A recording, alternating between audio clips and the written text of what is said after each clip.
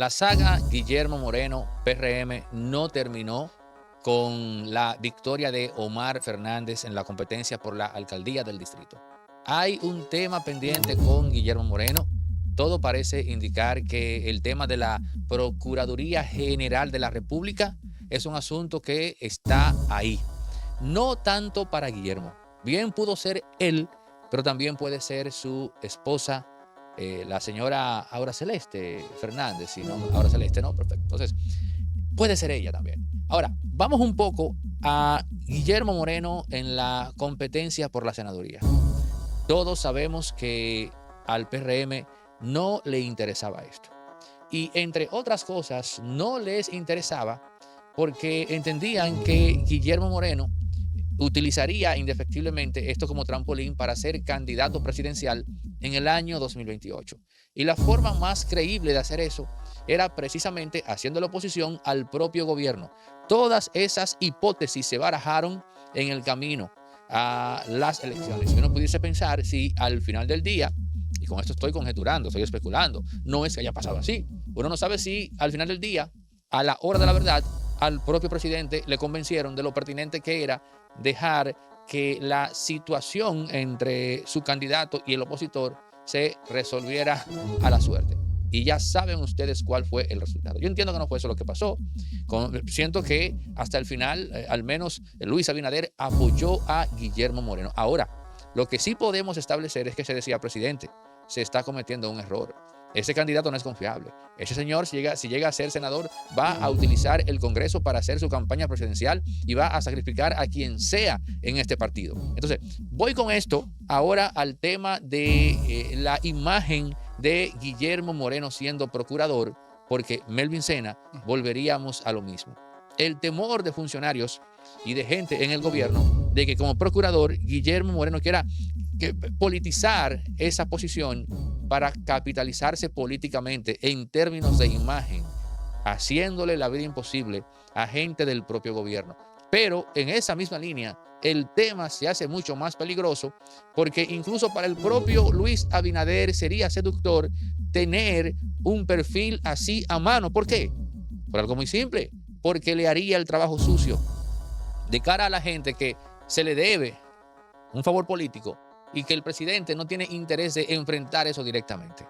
Nada más fácil que dejar que se le arme un asunto públicamente con un escándalo de corrupción, cortesía del displicente procurador. Anécdota, hace un planteamiento muy interesante.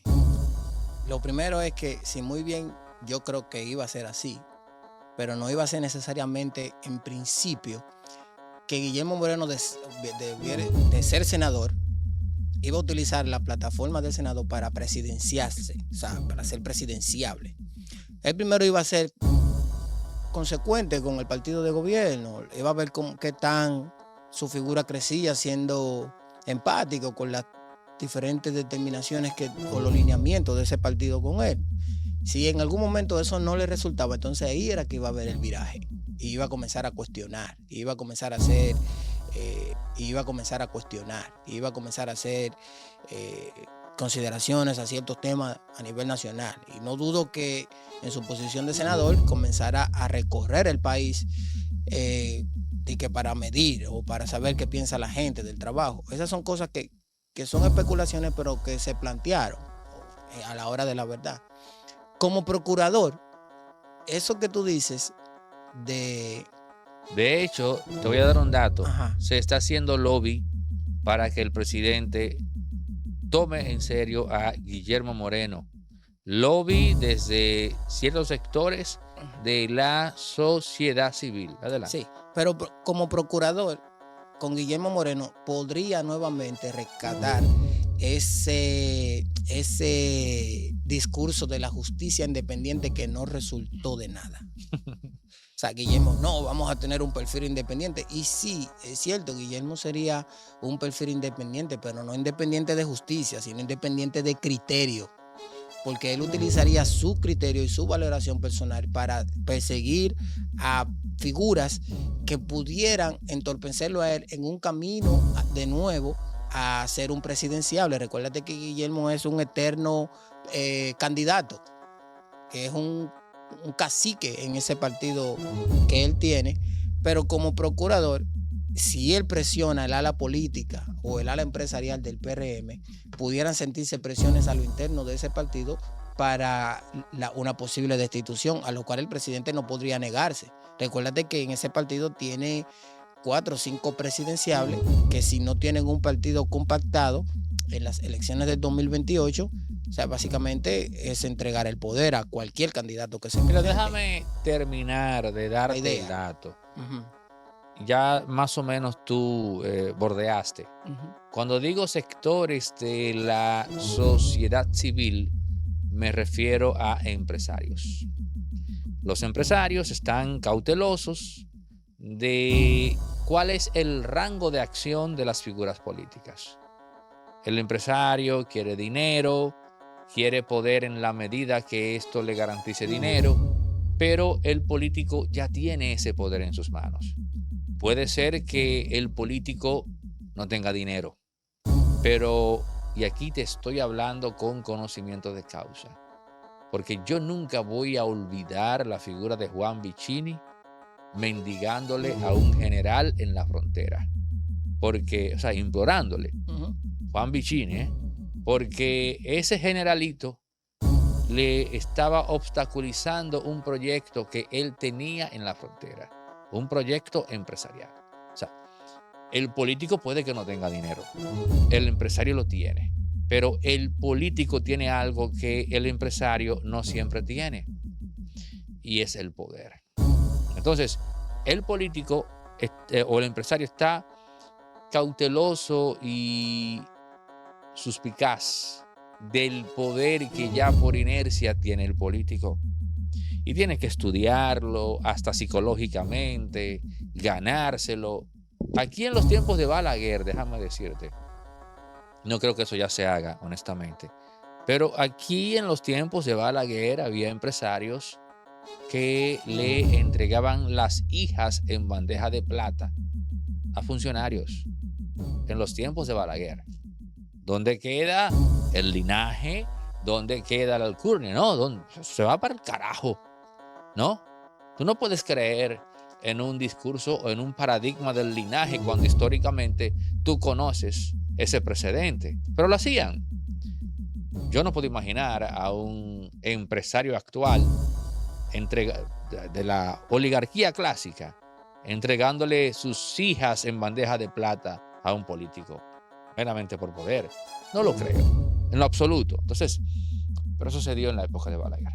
Entonces, el político puede tomar decisiones que afectan los intereses o la posibilidad de que un empresario acumule más capital, acumule más riqueza. Entonces, ¿qué pasa? Guillermo Moreno es el tipo de figura que le puede poner freno a eso. Puede ser, digamos, el tonto útil. Y cuando digo tonto útil, no me refiero a que él sea tonto como tal, sino a que en cuanto a la complejidad de la trama, nada más fácil que si el ministro tal está obstaculizando la agenda del empresario tal, bueno, pues, mira lo que hay por ahí. Mándale eso al procurador, eso que encontramos. Y el procurador, queriendo robustecer su perfil ético, ¿qué va a hacer? Va a pisar el acelerador y le va a dar para allá. Entonces, por eso es que hay unos cuantos empresarios que quieren a Guillermo Moreno como procurador.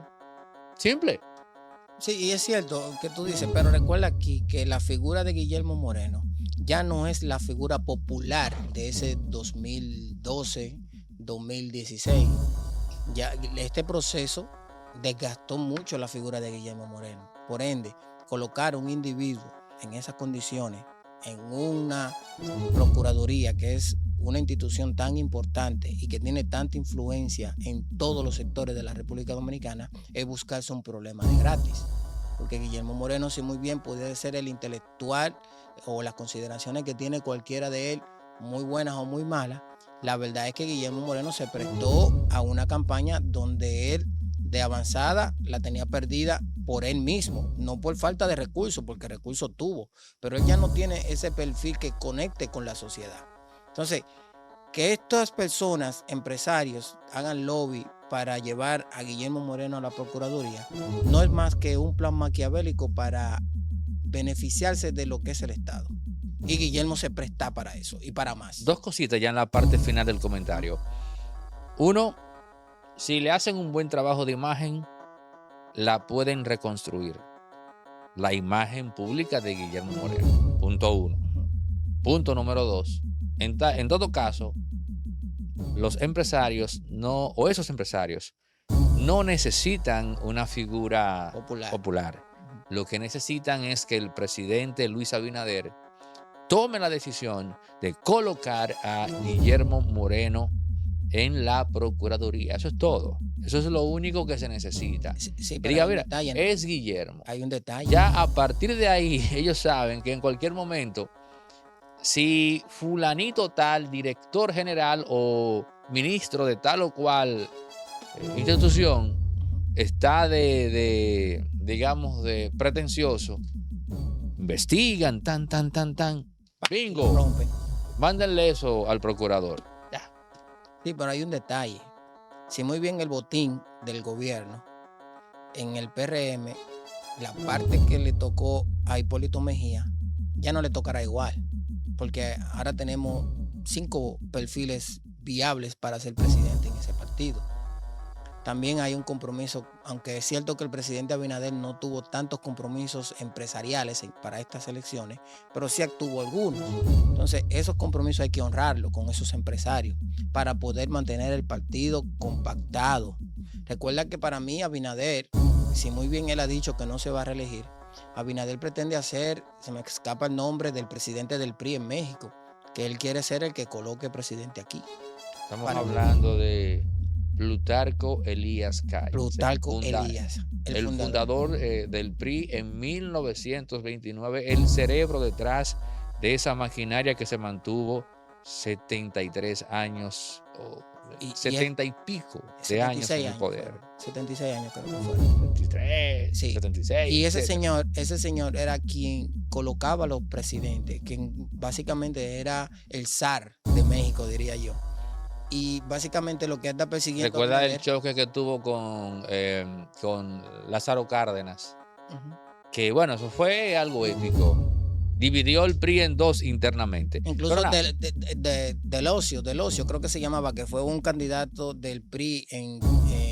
Luis Donaldo Colosio en los 90. Sí, creo que la determinación de salir de él fue por una rebeldía que le hizo Colosio a la cúpula de ese partido. A la cúpula en los 90, porque a la audiencia hay que recordarle que cuando hablamos de Plutarco Elías Calles estamos hablando de 1929 y lo de, si se quiere,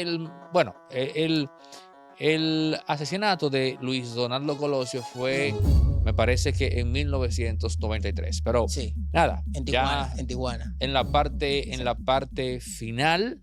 Gracias a todos ustedes por llegar a la parte final de esta conversación. Melvin Sena y un servidor, Anody Santos. Suscríbanse si no lo han hecho, activen la campanita, comenten, compartan, den like, en pie hasta el próximo.